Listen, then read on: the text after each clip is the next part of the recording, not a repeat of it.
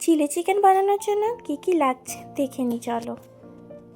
প্রথমেই নিয়ে নিচ্ছি এই রকম পিস করা মাংস, দিয়ে দিচ্ছি আদা রসুন বাটা আর ভিনিগার।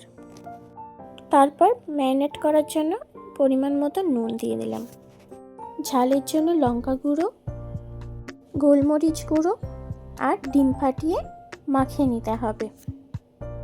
এইভাবে মাখিয়ে নিতে হবে।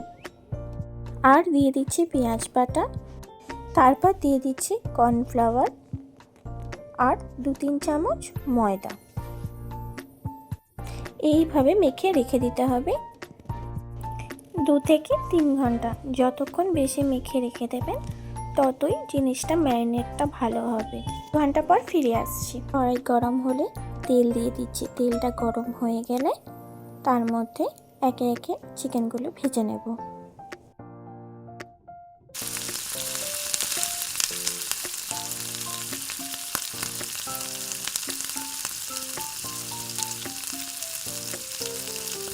এইভাবে লাল লাল করে দুপাশটা ভালো করে ভেজে নিতে হবে।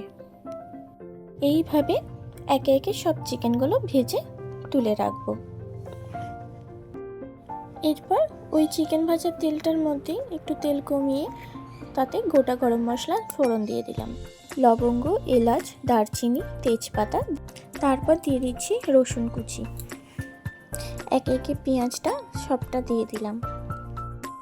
একটু লাল লাল করে পেঁয়াজটা ভেজে নিতে হবে, এই দেখুন এইভাবে।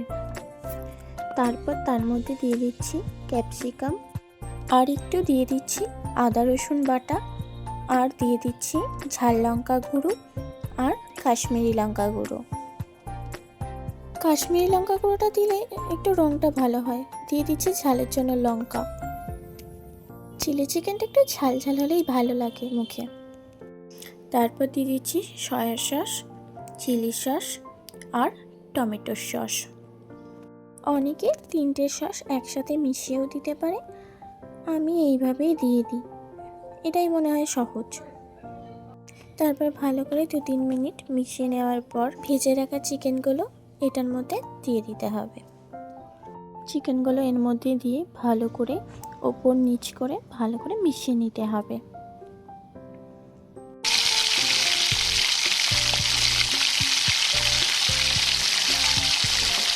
তারপর জল দিয়ে এইভাবে ফুটিয়ে নিতে হবে।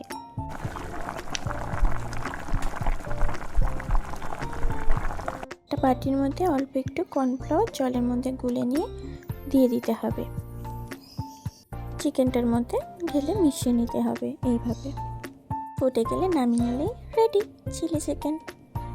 ভিডিওটা ভালো লাগলে লাইক, কমেন্ট, শেয়ার আর সাবস্ক্রাইব করবেন।